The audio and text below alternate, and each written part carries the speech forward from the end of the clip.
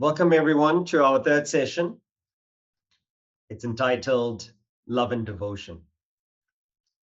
So we have been speaking about the human personality.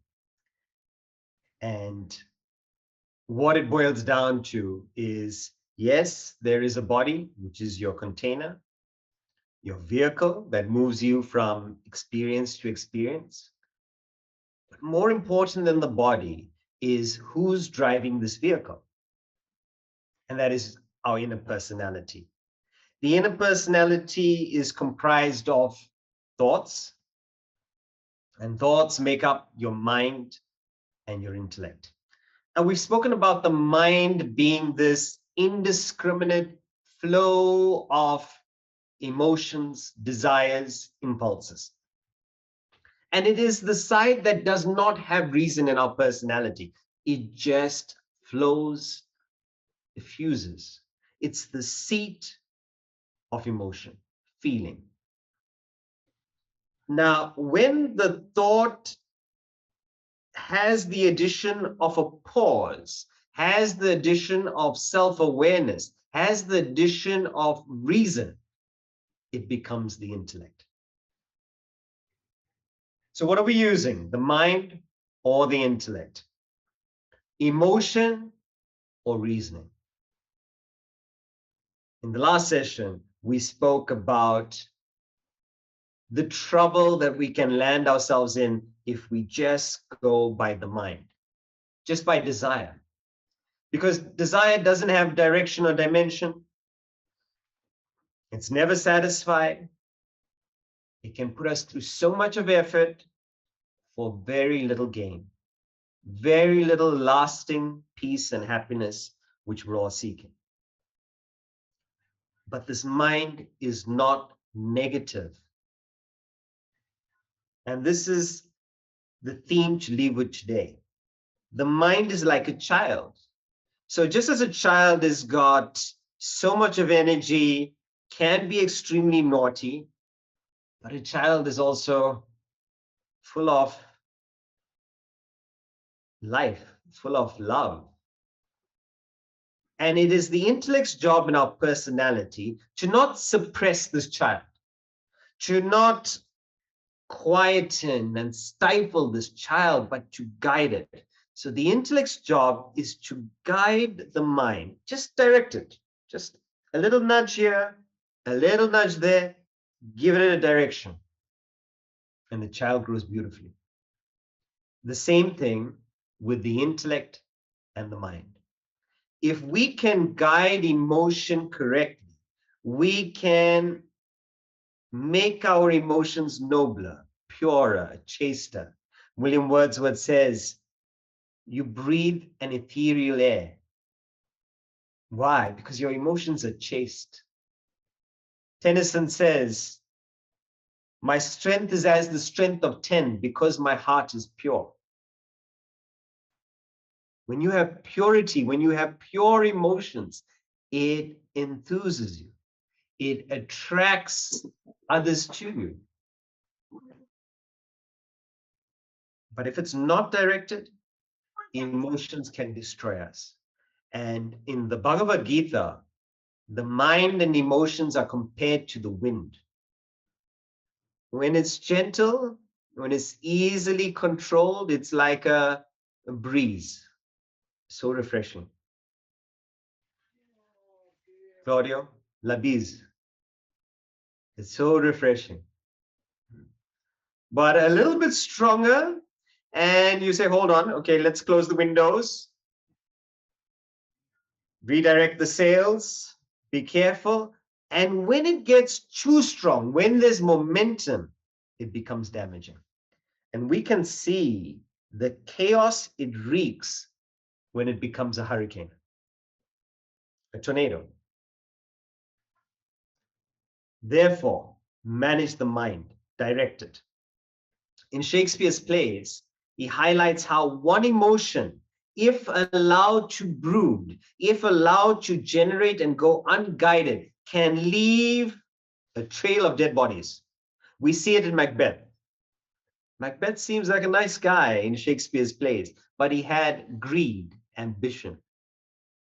And he kills his benefactor, the king, to achieve his ambition and become king himself. He never sleeps thereafter. In the play, he says, Macbeth doth murder. He doesn't say that he murdered his friend, Duncan, the king. He says, I've murdered sleep. He never slept again. One emotion. Perhaps if he had waited, he may have become king naturally. Othello, jealousy. He kills a faithful and loyal wife, then himself. So in all of these Shakespeare's plays, King Lear and his vanity, one emotion not controlled can destroy you. If directed, it purifies you. And that's why today's topic is love and devotion. We're going to take up the next two poems in our study of this compilation by Swamiji, Select English Poems. And the first one is called Abou Ben Adhem. And the theme of both these poems is love, devotion, and faith. So we get a clearer idea of what these terms are. We use the word love. And it'll be interesting. And since we have some time in the beginning, what would you say love is? How would you define it, anyone?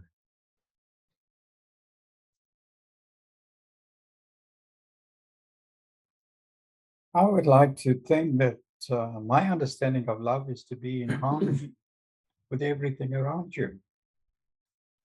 Be in harmony, okay. Lack of selfishness. Lack of selfishness, okay. Eknath Easwaran defines it as when you care for someone more than what you care for yourself. Care for someone more than yourself, okay.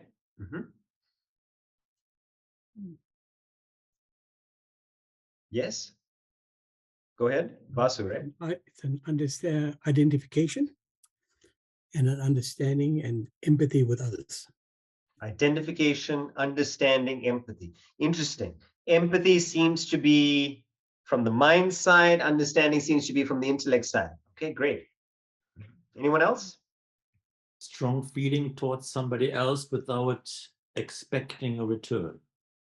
Without expecting a return, a strong feeling, positive, hopefully, without expecting a return. So, you know why I qualify it, Claudio? You could strike someone, but I don't expect a return. So, interesting, yes. So, where you have a positive feeling, you render someone a service, an emotion, affection, and there is no price tag. There is no expectation. We use these words very loosely. And when we examine it in today's session, we'll see that it's not easy to not have an expectation. It's usually unwritten.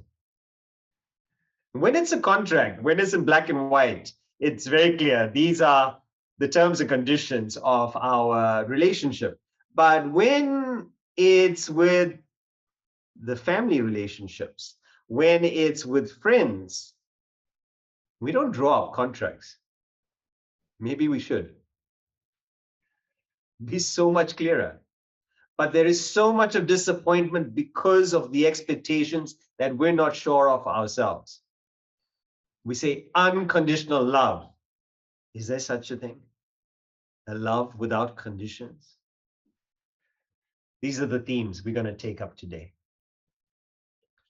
The first poem is Abou Ben Adhem, and it talks about a great karma yogi, a person who does service for humanity. So the story of Abou Ben Adhem is, Abou Ben Adhem was in a deep sleep.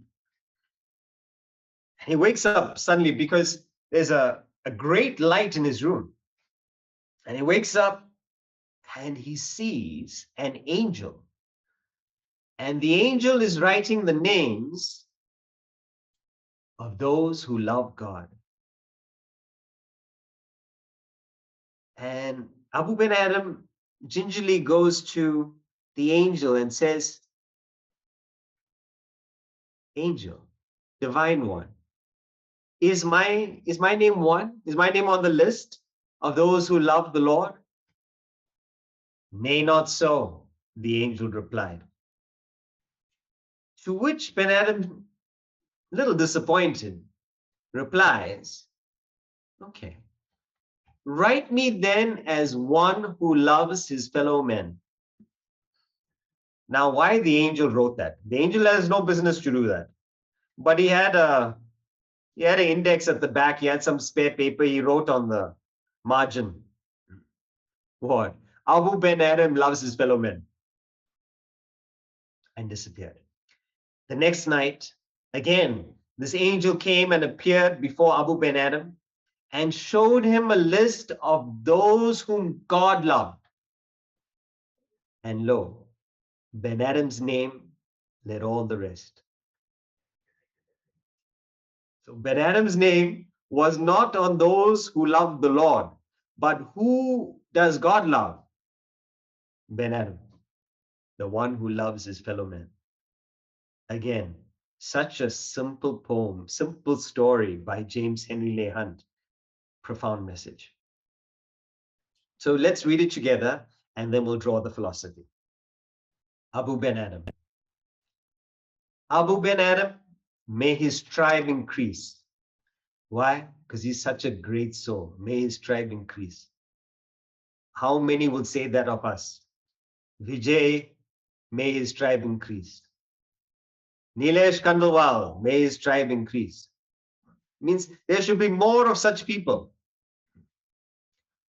Awoke one night from a deep dream of peace. When you do service, this is one of the effects of unselfishness, of service. You're able to sleep. If you are selfish, you cannot sleep. So one of the benefits of Vedanta, this subject or this study, is you will have better sleep. I'm not sure over the 20 years I've been in the subject, how many people have come and said, you've cured my insomnia. I'm able to sleep better. I close my eyes, I'm gone. Some people say it in a different vein. They say, anytime I pick up Swamiji's book, the Vedanta treatise, I just open a few pages and I'm out. Okay, so not in that way, not because it's boring, but because it renders you light, it renders you service-minded, you're able to sleep, like Abou Ben Adhem. So he woke one night from a deep dream of peace and saw within the moonlight in his room, making it rich and like a lily in bloom, an angel writing in a book of gold. Exceeding peace had made Ben Adhem bold. And to the presence in the room he said, what writest thou? The vision raised its head, and with a look made of all sweet accord, answered, the names of those who love the Lord. And is mine one? Said Abou. Nay, not so, replied the angel. Abou spoke more low, but cheerily still, and said, I pray thee then, write me as one that loves his fellow men. The angel wrote and vanished. The next night it came again with a great wakening light, and showed the names whom love of God had blessed. And lo, Ben Adhem's name led all the rest. The message in this poem is love and devotion are one and the same emotion. So, devotion we use when we refer to things which are higher than us. We say we are devoted to our parents, we are devoted to our guru, our teachers, we're devoted to our country, We're devoted to God. It is the same emotion, but when that emotion is directed to lower things, we use the word love. I love my pets. I love my home. I love my furniture. You don't say, I'm devoted to my furniture. It's a different connotation, but the emotion is the same. And what is that emotion? What is love? Vasu used the word identification. What does that mean? Love is oneness, where there is no differentiation. You're able to feel the same as the object or person you identify with. What separates us from being one? Two. When we start distinguishing, when we notice the differences, we differentiate. And what does that? The ego. The ego is that part of you which enhances the difference between you and others. So when you say you love someone, already you've created two things. There's you and there is someone. There's you and the object. When there is just love, you and the object are one. We, us. This is love. When you say you're devoted to God, what does it mean? The highest is you and God are one. To the extent there is a difference, a demarcation, to that extent is your love diluted, is your love, devotion compromised. But the theme here, what James Henry Leigh Hunt is trying to share with us is, we don't know God. So when we claim to love God, when we claim to love the Creator, what does that mean if you don't know who it is? How can you be one with that? And yet, so much of humanity, so much of our week, so much of our efforts, people are spending in places of worship, praying to God, but not for oneness, not for identification, not for love, but for my ego, myself. Remember the olive tree? What are you praying for? A good education, good health, COVID should pass, business should return to normal. We have a list of things. Son should marry this person, daughter should marry that person, and the person that they marry should stay together at least for 10 years to give me grandchildren. List of things we have. Demanding and demanding for the ego. This is not love. How do you love something that you don't know? How do you feel one with something that you don't know? What is God? What is the Spirit? This topic itself is the essence of the subject that we're studying, Vedanta. And to give it to you in a nutshell, God, Spirit, is known as the pure consciousness, the knowing principle. The Bible refers to it as the quickening. That which enlivens your body to act and perceive, your mind to feel, your intellect to think. It is the electricity in the gadgets. So the gadgets are your body, your mind, your intellect. But what makes it work? What enlivens it? That they call the Spirit. God. The knowing principle, the aspect that makes you conscious, that makes you alive.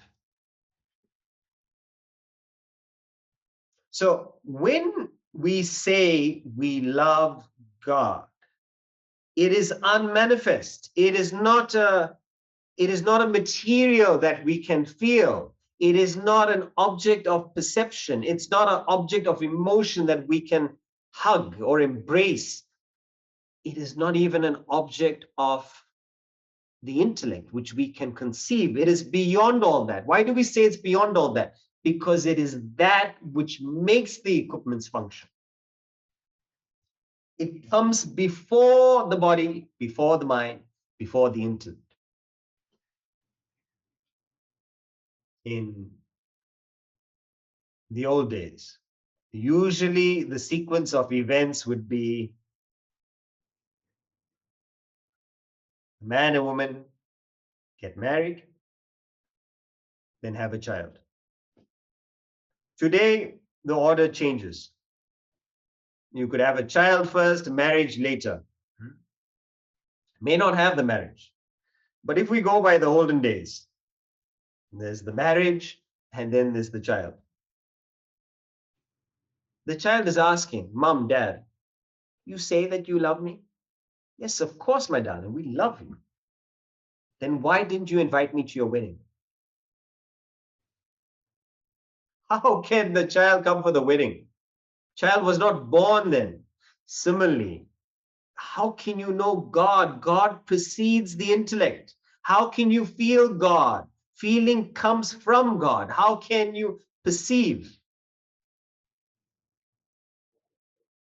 It's beyond that. So since we don't know this spirit, we don't know this God principle, this pure consciousness, what do we know? We know its manifestations. So right now, we can't see electricity. But in a way, we can. We're seeing it through our screens. We're seeing it through the light. We're seeing it through the air conditioner. You're experiencing the electricity, but you can't see it. So the unmanifest God, a spirit, has its expressions in beings and things of the world. So if you claim to love God, then you must love the manifestations. What are the manifestations? Every being, everything, if you claim to love God. But your claim is false if you love some unknown entity and you do not care for your fellow.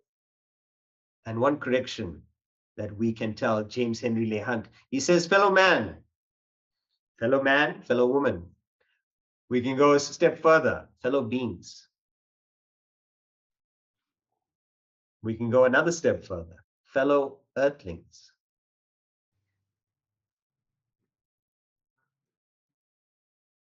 Do you love the manifestations? Therefore, rather have faith in good than faith in God. You've heard this expression? This is the philosophy behind it. It means serve the manifestations, that which you can see, which you know, which are the manifestations of the unmanifest God. But empty claims saying that I'm reading about spirituality and you don't care for the people in your home, the people around you, that is not spirituality. That is not loving God. There is, in chapter 12 of the Bhagavad Gita, there are 35 qualities given of a devotee of God. And the first quality of a devotee of God, he says, Adveshta Sarva Bhutanam, which means hatred to no being. He doesn't say love all beings. He says hatred to no being. He puts it in the negative. So he's saying, what is your love? What is your test of your devotion? It is not how many people you claim to love.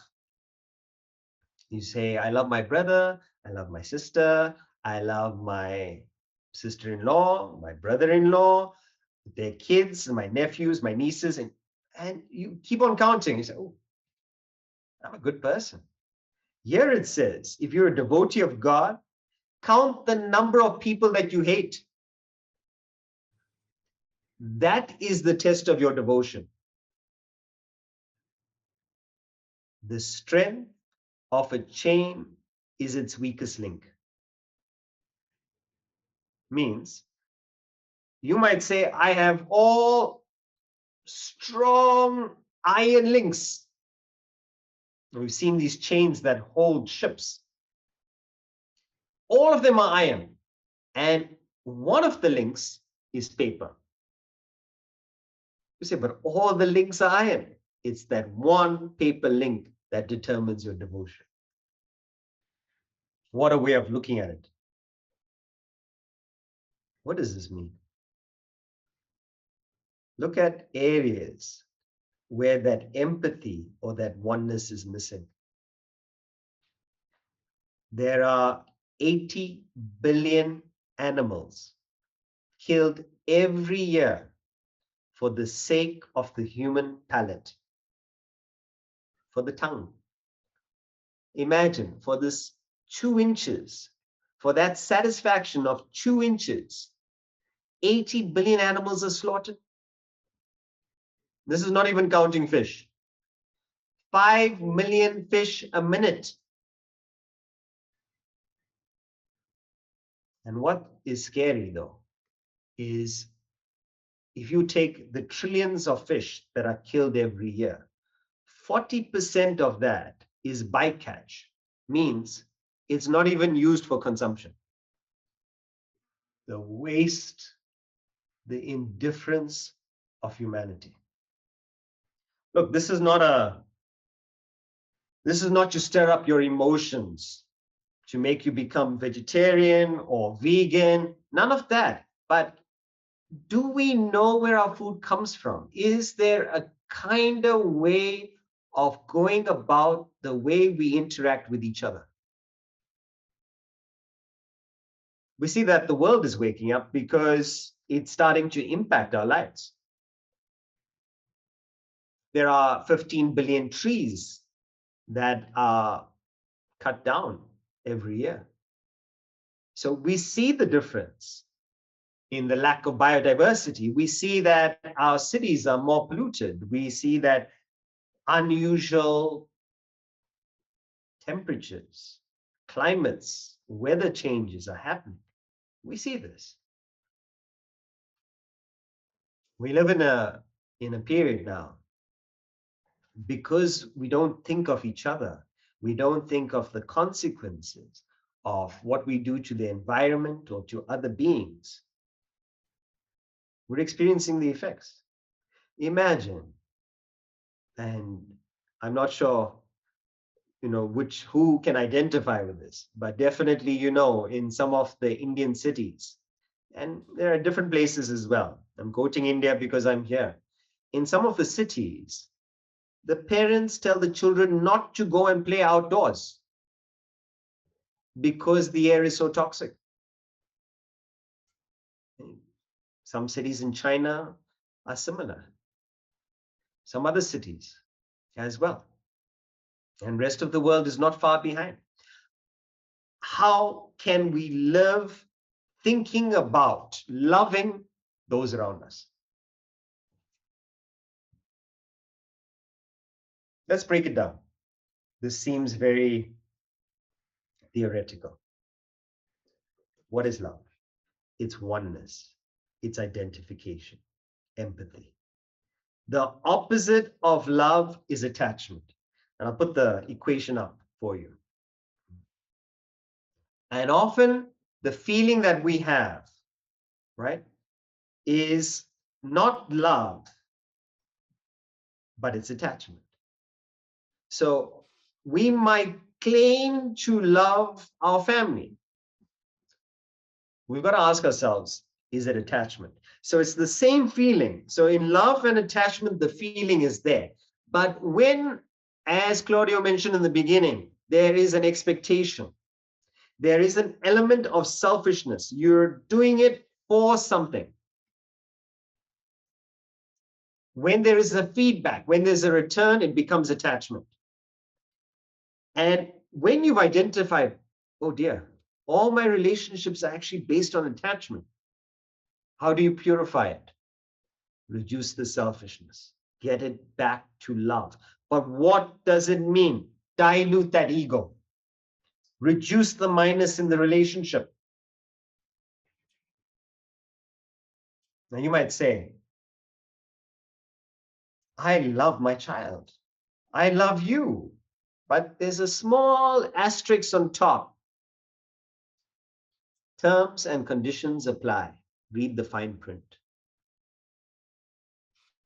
I love you, my darling, but you should be doing this as a wife, and you should be doing that as a husband. And of course, I expect you to do that. And is it unreasonable of me to expect you to remember my birthday?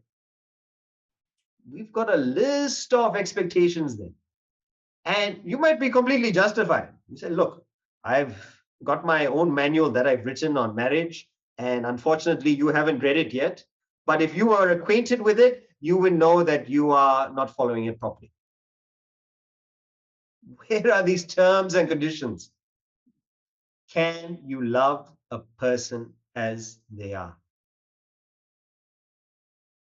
Now, I'm not saying where a person is open to correction and you feel necessary to correct. Firstly, how do you know that you should be correcting? Are you perfect? Remember the turkey and the ant?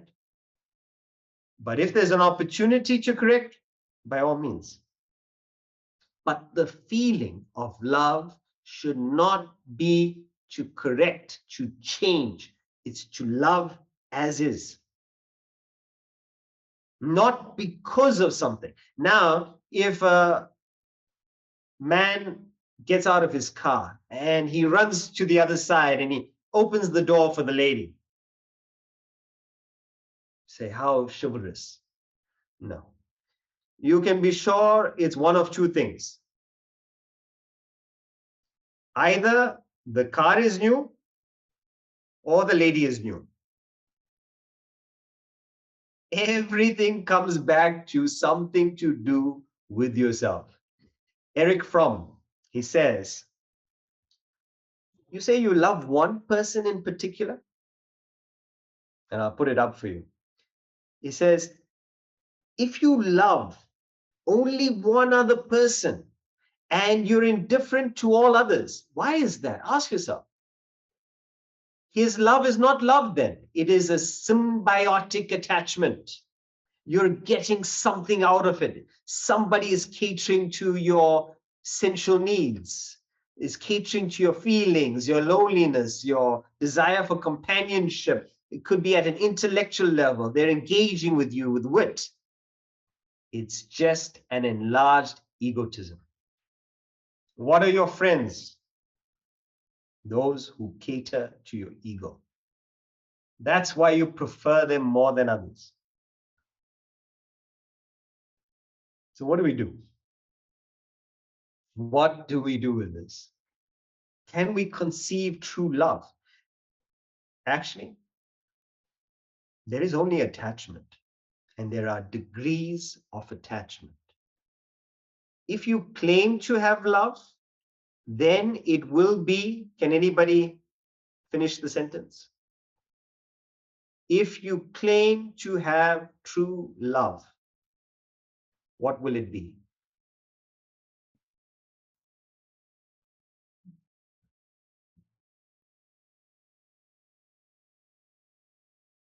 Opposite of love is attachment. Attachment means there is an element of selfishness there. You're getting something back. You're getting a feedback. Therefore, you prefer that particular person. True love is? Without expectations. Without expectations, yes. What else? Unselfish. Non-preferential. Unselfishness. What is that? What is the other one? Non-preferential. Non-preferential. Okay, what's another word for non-preferential?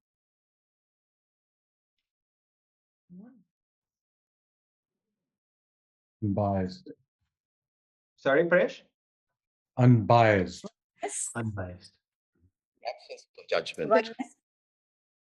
Vijay, what did you say? It was just echoing what I think Paresh said.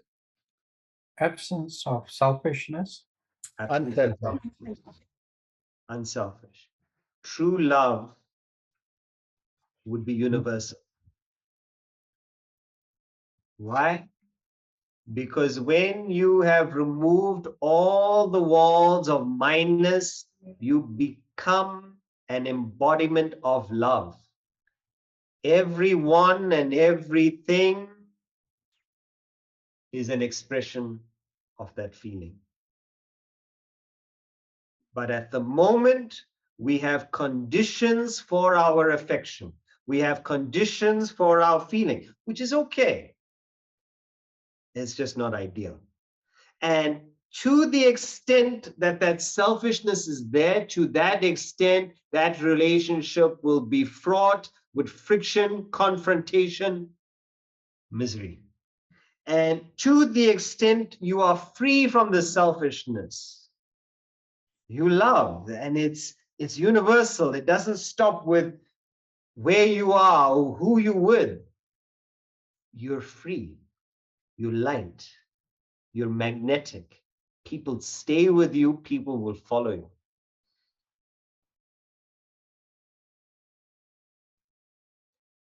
There's a saying that if you love 100%, if you love one person 100%, you will love everyone.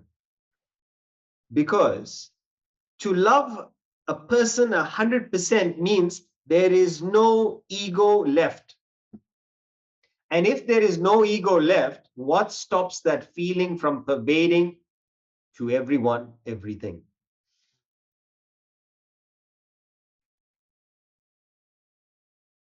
In Indian tradition, there are these different stages of life.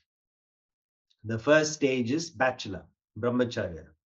The second stage is grihastha, householder. And the idea of the stage of householder is you start a family. And what is the spiritual significance of this? The spiritual significance of this is when you move from bachelor to householder, your circle of identification expands. Before you were thinking about yourself, perhaps your parents. Suddenly, one more person, your spouse.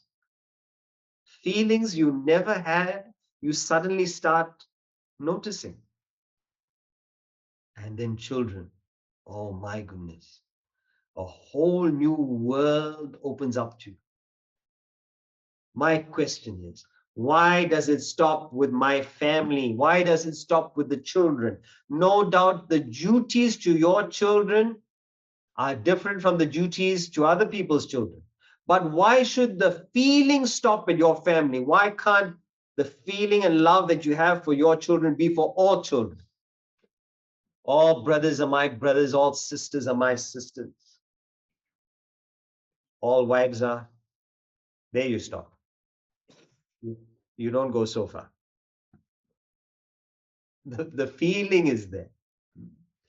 So Swamiji says, your home should be the center and not the boundary of your affection. So don't let it be a wall, a boundary wall. Let it be the center and radiate. And to put a diagram up for us, to give us an idea of perhaps where we are in our journey of love and where we can reach. It's called the circles of identification. So if you're grossly selfish, you're at the first circle, oneself. You see that? The smallest circle. So what we're saying is expand. And how do you expand? You expand through knowledge. Knowledge of how you're one, not just with you, you're one with your family. You say, oh, we have the same blood. What a superficial feature. Yet we choose it as a common denominator to base our love and affection on. Fine, spread it. If you're at the family level, spread it. Community. We're all one community. We survived COVID together. Spread it. Country. My fellow Britisher. My fellow South African. My fellow Australian. So much patriotism. Why? We're from the same country. Even if you go on a foreign trip and you meet somebody from the same country or the same city as you, immediately there's a rapport. Why is there that love? He's a stranger. Common denominator. You feel one. Choose a better common denominator. We're all humans. We all have a body, a mind, an intellect. And if you can conceive it, if you're able to identify with all humans, what about other living beings? How many animals are being exploited at humanity's expense? For what? One thing is, we're using their services without their consent. But the inhumanity of it, the cruelty that's involved in the industries, heartbreaking. So when it comes to love, let us start small. Where are we today? And how can we reduce the selfishness in our relationships? How can we think about those around us a little bit more? Put ourselves in their eyes, in their shoes, in their minds, in their intellects. Try and understand. When you understand, then it permeates into the feeling. And then it's automatic. In our building in Mumbai, we have an apartment for the family. And there in that building, quite a few of the members who have different apartments, they complained about the security, the staff. And yet we find, personally, that when we are there, the security come running from their posts to help us with bags. That's not their job. We say, no, we're okay. That's not their job, but they come, they offer, and they walk us to the door. Unnecessary. Smiling, asking us about the academy, asking why they haven't seen us in such a long time, or what's happening. They analyze, what is it? Now and then there is the occasional treat. Maybe we give them a meal, or we give them some items that may be useful in their homes or to their children, but nothing extravagant, nothing to why this love, why this reciprocation? And it is simple. You don't have to give loud gifts, loud expressions. Sometimes just attention, just acknowledgement. My person speaks to your person. My spirit to your spirit. Namaste. Namaste. That is love. And when a person feels that, and the only way they can feel that is if you have it, when they feel that resonance, it's reciprocal. And that is why Abou Ben Adhem finishes with the line, and lo, Ben Adhem's name led all the rest. God reciprocates. This is the test. If the love is not being reciprocated, check. Are you truly selfish or unselfish? Therefore, to love God, love the expressions, love the manifestations, everything, everyone. Reduce our selfishness. How? By working for something slightly bigger than the circle that you're identifying with now. And keep widening that circle until there is no circle. This is Abou Ben Adhem. The next poem is a controversial poem. I had a question. May I ask? Yes, So Radhika. in the poem, there is one line which says, exceeding peace had made Ben Adhem bold. Could you elaborate on that? Sure. So when you have this peace, this love, there's no insecurity. What causes anxiety? What causes fear? It's the ego. See, if you are selfish, you feel another person is trying to compete with you, that other person is trying to take something from you. But when you're unselfish, when you exude peace, you're looking to give. So you're bold because there's nothing a person can take from you that you won't willingly part with. In fact, you're looking for that taker. So you're bold, fearless. Is that okay? Casabianca, not Casablanca. We have Leila is usually with us. Casablanca, not Casablanca from Morocco. It's about a young boy.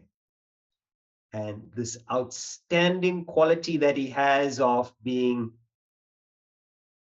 single-pointed, devout, unwavering, even in the face of death. But now when you read the poem, it ends with the boy dying because he is so headstrong and steadfast to keep to his father's word. So if we don't understand the spirit of it, we might dismiss this poem that we're going to study as, this is about a silly boy that took his father's instruction to the extreme and he perished. Why are we even studying this poem?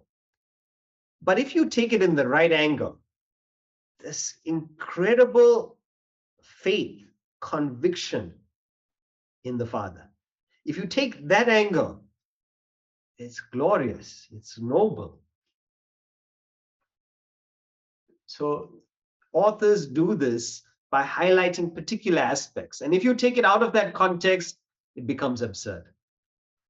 In the Ramayana, Sage Valmiki does this. So the Ramayana is an epic, a famous Indian epic.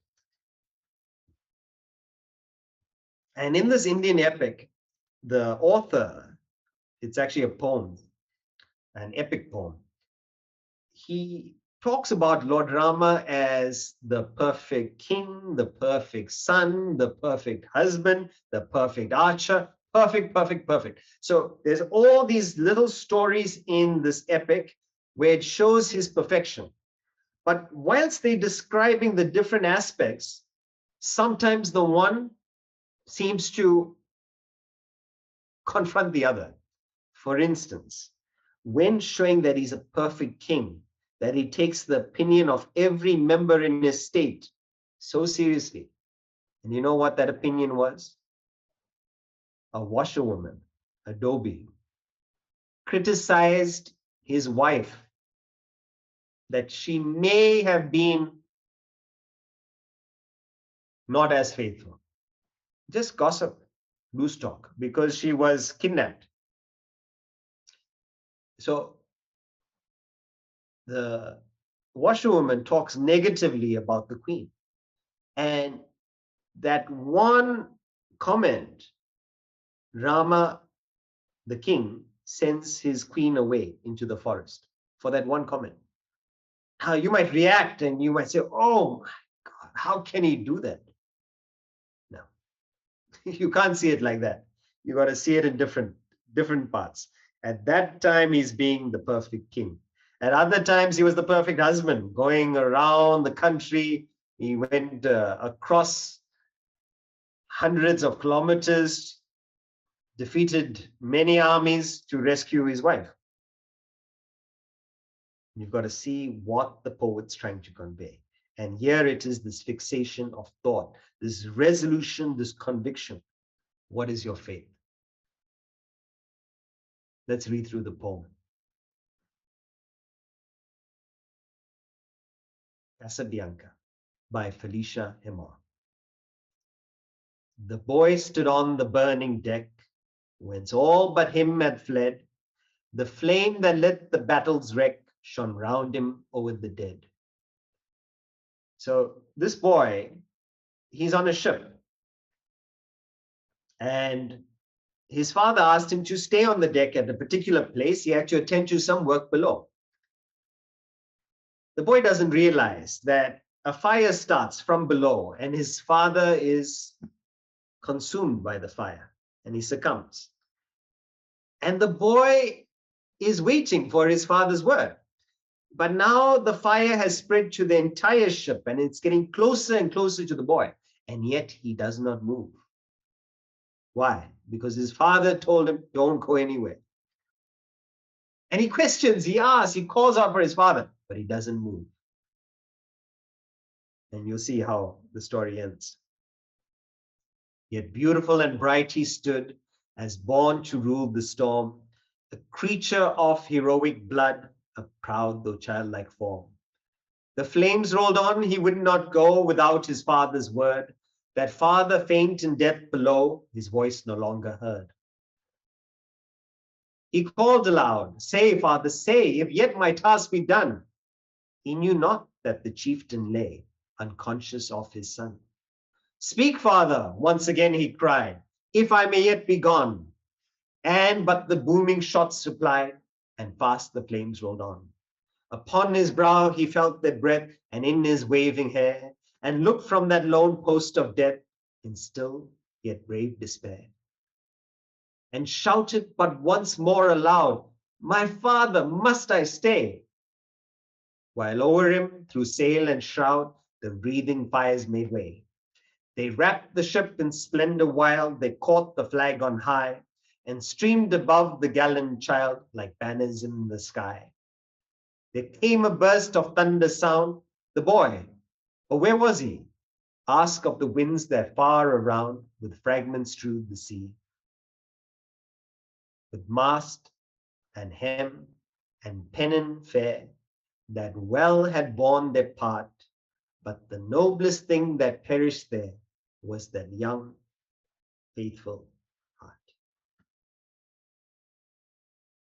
It is rare to find this quality of faith in society today. That trust, that conviction in someone or something.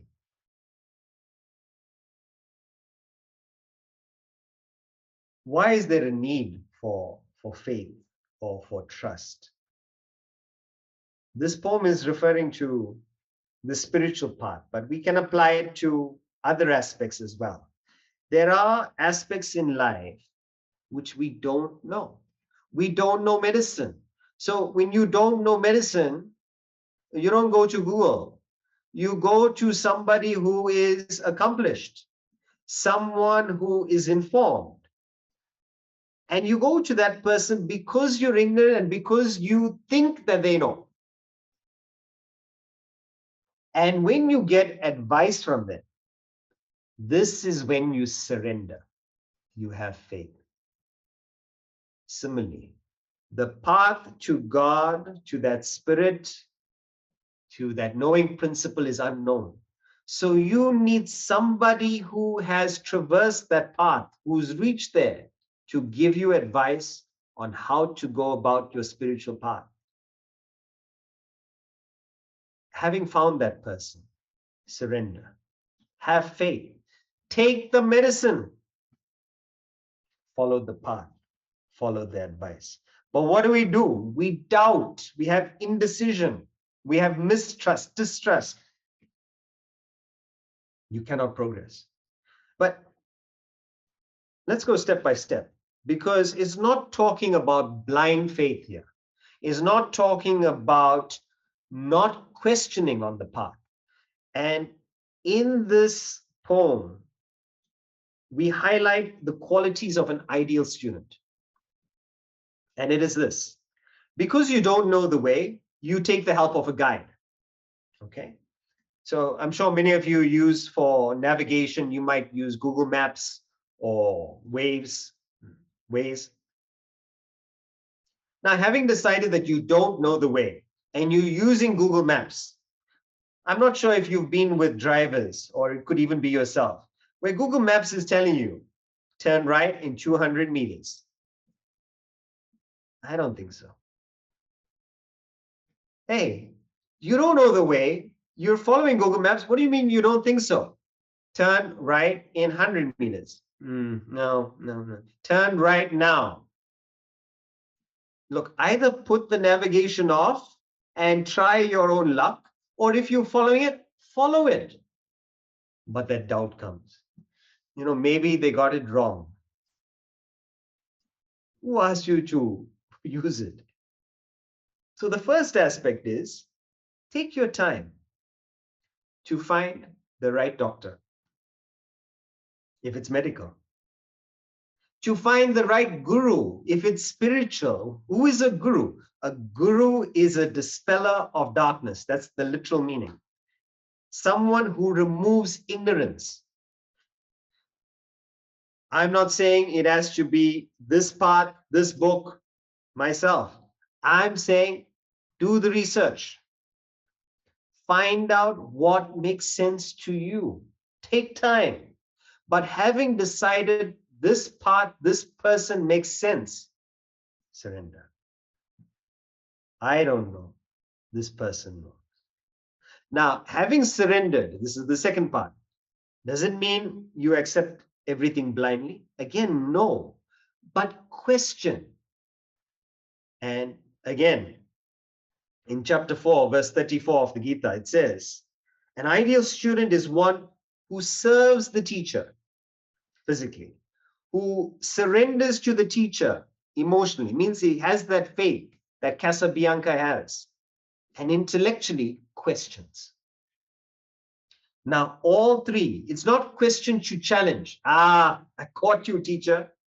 Doctor, I was waiting for that mistake. I knew you would leave something inside me when that surgery happened. Now I'm going to sue you.